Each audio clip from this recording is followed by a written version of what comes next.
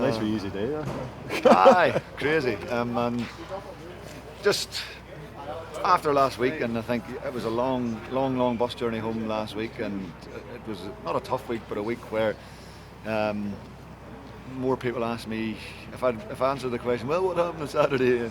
Once last week, answered 100 times last week, and I think it was probably the same for all the players and everything else. And I suppose that's the price you pay for being in the position that we were in. And we said it I said it to the players Tuesday, and we worked a huge amount on it on Thursday night as well, about patience and about trying to pass the ball and about making sure that we just didn't go route one and kick the ball away. And I think in sporting terms you call that a mentality, or a good mentality. And I thought last week, and we said it Tuesday, said it Thursday, and I said it before the game again, it was probably one of the worst 90 minutes of what you would class as mentality.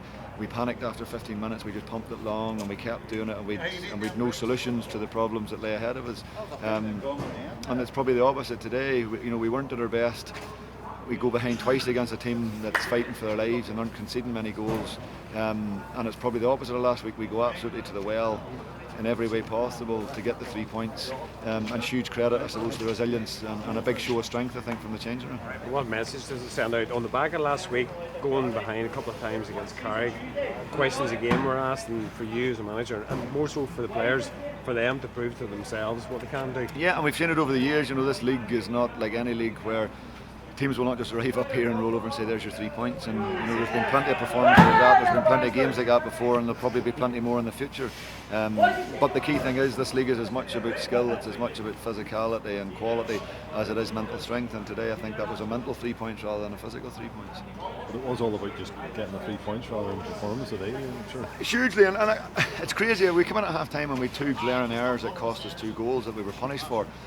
But I think at home this season, some of our first half performances we haven't started that well, and it was probably as good a first half performance as we've had if you take away the two real crazy errors. Apart from that, we were free flowing and we looked as if we could do a lot of damage. So it's very, very hard sometimes to gauge in relation to what way it works. But listen, as you say, the key thing is the 3 points are massive. We're not in an entertainment business, we're in a results business. So the key thing today was making sure that we got those.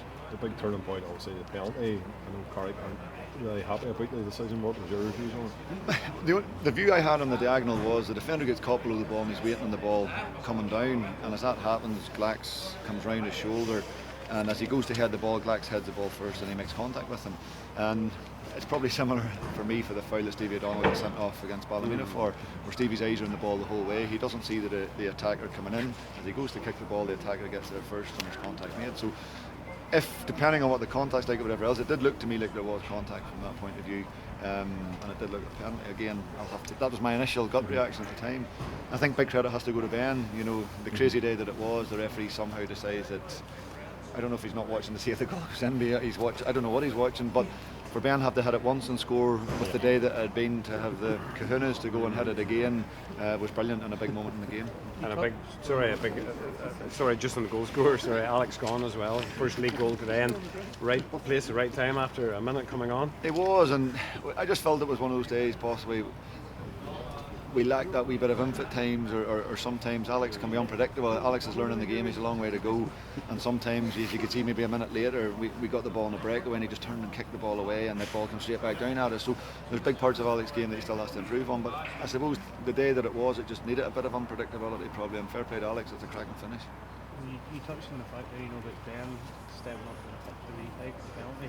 I suppose it shows the character of the squad as well to come back from being behind and winning. Yeah, twice, and we've harped on about it all week. And again, against a side that, as I say, their defensive record, I think they've conceded 25 goals in 15 games, which they haven't scored many, to be fair. But defensively, they're up there with a lot of the teams in the top 6. So to give them a head start twice today is tough going. And we had to dig, as I say, right down to the bottom of the well to get the 3 points. And their two strikers really caused us problems. They did. We caused ourselves a lot of problems as well, and I thought the 3 worked at times when we had the ball. I thought it suited Linfield, or I thought it suited London and Oran in particular in relation to Sheffield United would play that way quite a bit with the 3, and they have the 2 either side would nearly be like wingers, if you know what I mean, even though they're defenders, and it allowed London on a switch of play to make great travels forward, Oran on a switch of play.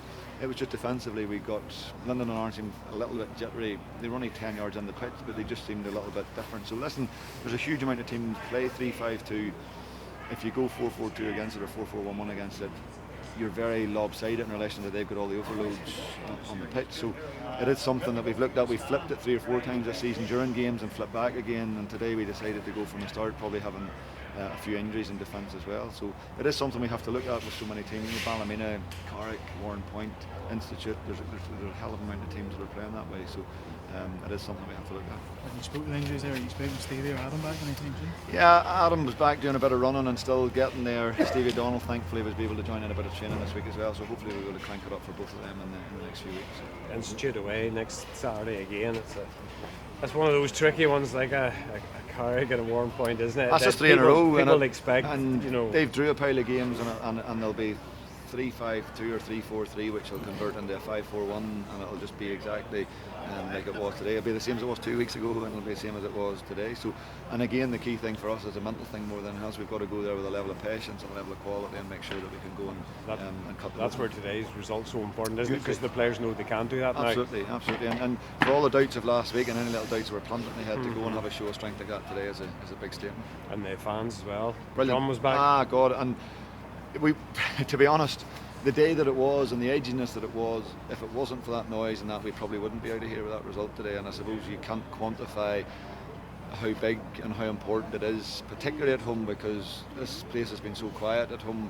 You know, Linfield came here, Crusaders came here, Larne came here, Glentoran have come here, and it's been really edgy on our side, and they've made a lot of noise as away fans and everything else. And if you want it to be a fortress and you wanted to have that scare factor of it coming here, it's so important that it's an intimidating place to come. And I thought the noise from first to last today was absolutely top notch, and I for one are delighted to have everybody back.